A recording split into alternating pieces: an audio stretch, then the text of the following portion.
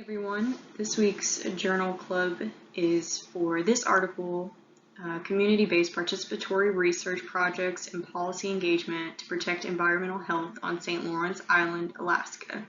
My name is Mackenzie Good. I'm a second year MDP student and I'll be taking you through this presentation today. First, I want to give you an outline of what we're going to talk about throughout this presentation. The important talking points are the goals of the article, the context these projects were conducted in, assessments, subsequent interventions, conclusions, the use of CBPR principles, strengths, weaknesses, and directions for future research. The goals of the article were largely to demonstrate the use of CBPR to generate collaborative research results and to synthesize policy engagement as a result of this case study. So the context. St. Lawrence Island is actually closer to Russia than it is the landmass of Alaska. And this island has a Yupik population of 1,400. This is an indigenous population. There's two villages, Savonga and Gamble. And the island was the site of two formerly active U.S. military bases. One of them was moved to the east-north part of the island, and the other one was abandoned. Eventually, both of them were abandoned after the Cold War. So, in this context, there were high contaminants of PCBs, which are polychlorinated biphenyls. And these occur as a result of manufacturing and these substances being used. And these are used to be highly present in military waste and military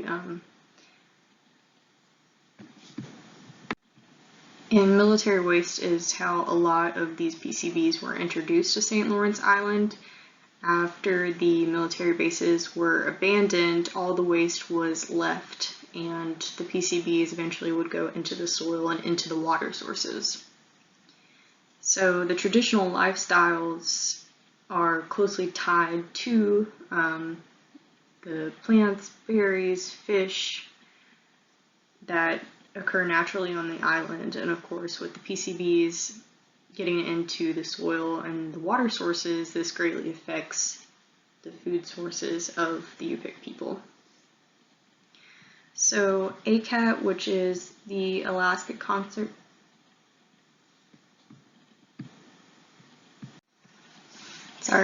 Community Action on Toxics, ACAT. It's an environmental health research and advocacy organization, and they were asked to step in. The Yupik people specifically asked them to come out to the island and address these PCB issues after they noticed health declining.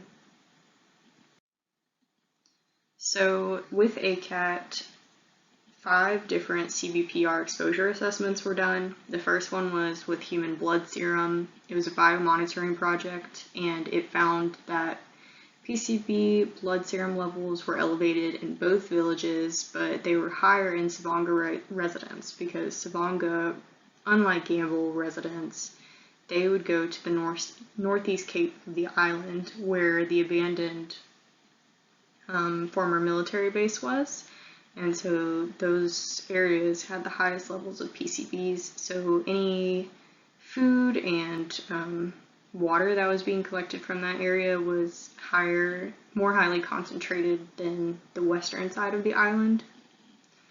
Core samples were also taken and plants were tested for PCBs, and plants near the base on the east side of the island had the highest concentrations, and the river was a source of PCBs.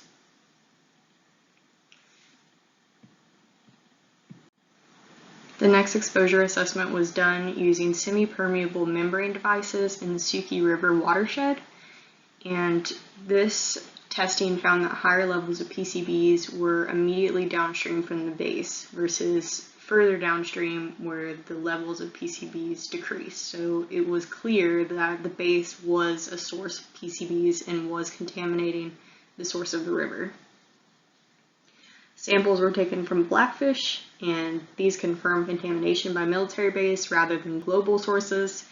PCBs can drift and collect in the atmosphere in the Arctic Circle, but by using these blackfish samples, the ACAT was able to confirm that it was from the military base.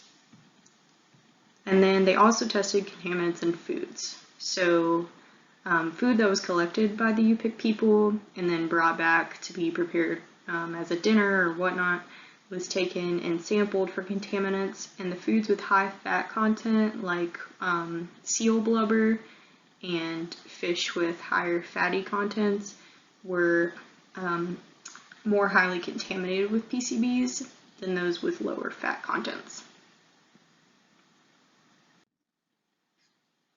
Subsequently, ACAT would do several levels of interventions, and these occurred within the community, but also at the local, national, and international levels. So within the community itself, it was decided collectively within the St. Lawrence Island communities that they would stop harvesting plants at the Northeast Cape and avoid drinking the water or harvesting fish from the Suki River. But they did decide to continue eating their other traditional foods while also continuing to work with the CBPR team to prompt policymakers locally, nationally, and internationally to address contaminants affecting the Arctic, which is where those higher level, broader level strategies come into play. So at the more local level, and by local I mean within Alaska, the people of St. Lawrence Island are still actively engaging in interventions to ensure the responsible cleanup of the abandoned military sites. The U.S. Army Corps of Engineers was prompted to establish a formal restoration advisory board as a result of the exposure assessments that were conducted in these projects.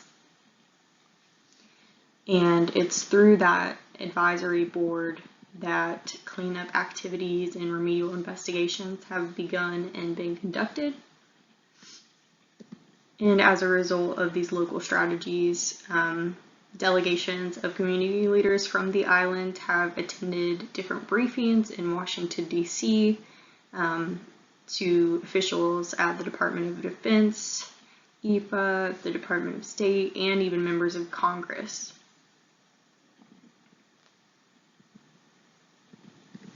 At the national level, they've been continuing to advocate for reform on chemical policies in order to reduce contaminant sources and prevent further contamination of the Arctic.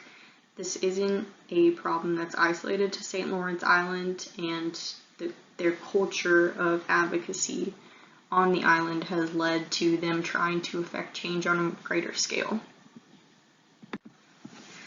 These communities' advocacy led to their being represented at an annual gathering in the United States of Native People, and it was as a result of this that representatives were asked to take leadership on chemical policy reform and use the full power of their offices to transform the 35-year-old Toxic Substances Control Act by passing the Safe Chemicals Act. And as a direct result, both Alaska senators agreed to support a bipartisan safe chemicals bill that was introduced in 2013. And at the global level, the CBPR partners have been working in the implementation of Persistent Organic Pollutants Treaty, which was done through the Stockholm Convention, and that's a global legally binding treaty that has been ratified by over 179 nations to eliminate some of the world's most hazardous industrial chemicals.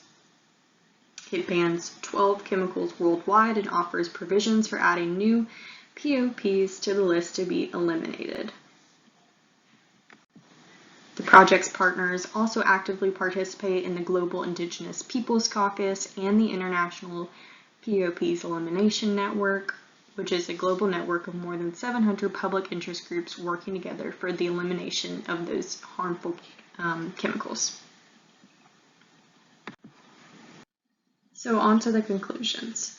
The findings from the CBPR exposure assessments did confirm UPIC suspicions. These 13 years of exposure assessments support the leaders' concerns over presence of carcinogenic chemicals, PCBs. But the authors note that other causes of cancer should be considered too. So the base is confirmed as a source of PCBs, diet warnings were issued, and as I mentioned earlier, people decided to take a change in their diet by not harvesting from the eastern side of the island. The interventions continue. The CBPR partners are still actively engaged with this community and are still working to eliminate the hazardous waste that's on the island. And finally, the authors conclude that there are likely other causes of cancer, as I mentioned a few seconds ago, and these are causes of cancer that are seen in other indigenous communities in the United States, and these include high tobacco use.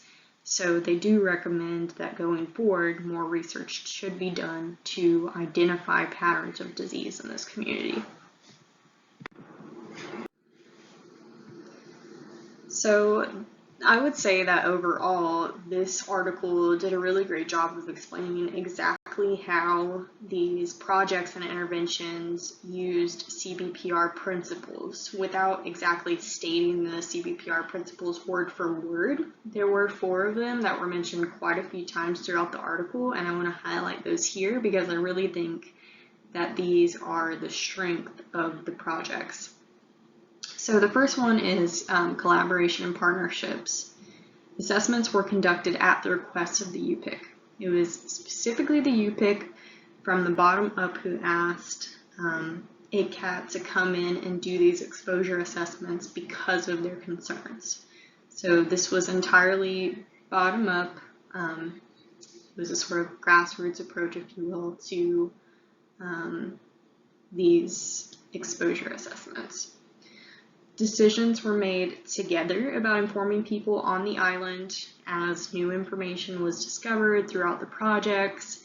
The CBPR partners consulted the elders, and they decided together how they would present new information to their community. And they also teamed up to address the contaminants. So after the exposure assessments were done, the partners and the communities worked together to start removing waste and doing remedial investigations on the island. In addition, there was also a lot of building on strengths and resources. They utilized traditional knowledge of the geography of the island's ecosystems, food, and this was really seen in the field researcher roles. So the CBPR teams made sure that the field researcher roles were filled by UPIC community members. So members from those 2 villages, Savonga and Gamble, were chosen to lead these exposure assessments in collaboration with their CBPR partners.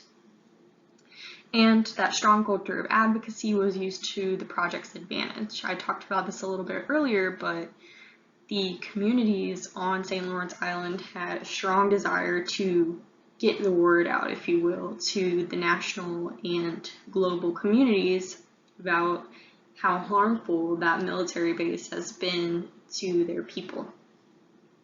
So when the CBPR projects occurred, the leaders really made sure that they built on that culture. In addition, in the research and action, the community was actively engaged in assessments. Like I said before, there were a lot of them who took the role as field researcher, and they were also really engaged in the advocacy campaigns afterwards, and leaders even attended that series of briefings in Washington, D.C., and in several other occasions, both on the national and international scale. People from the community have gone to talk about this issue and what's being done to resolve it. Finally, the principle of sharing findings and knowledge with the community was very, very consistent throughout the whole project, and is still being consistently practiced. This research is not over, and it will continue. And the UPIC involved not only knew about the research collection and did the research collection, but they were also involved in the analysis and dissemination, and they decided to share with community the way the leaders saw fit. So they really decided how they were going to use the information to benefit their people, and they took ownership of the results that were generated in the research. Now I want to give a little bit of a critique of the article. So mostly I'm critiquing the project itself rather than the article. I saw strength as being that it was really informed by the community, and because it was informed by the community and because of the collaboration that was done to design it, there was from the very beginning a desire and an intention for long-term impact and sustainability. And I also think it was really great that they were and are actively engaging policymakers on multiple scales. They see this as being not just a local level issue, not just a national level issue, but a global level issue, and they're using what they've learned to help not only that community, but communities around the world. Some of the weaknesses I saw were mostly in the way that the research was conducted. I think there were a few shortfalls that may ultimately impact the quality of the research, and these are that they did not take on disease pattern research concurrently. I mentioned before that at the end of the article, they highly recommend researching disease patterns that might be associated with exposure to the chemicals identified. And because they weren't doing this at the same time, I wonder about the impact of the cleanup on accurately determining the link between the exposure and disease patterns.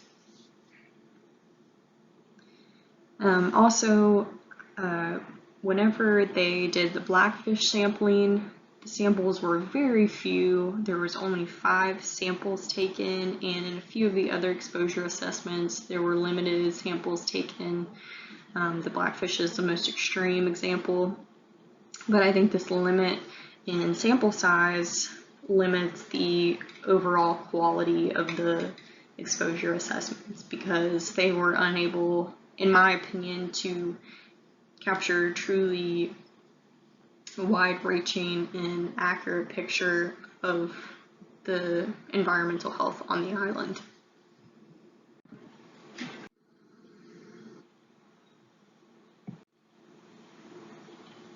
So I want to lastly go over the directions for future research, and I apologize if any of this is being repeated.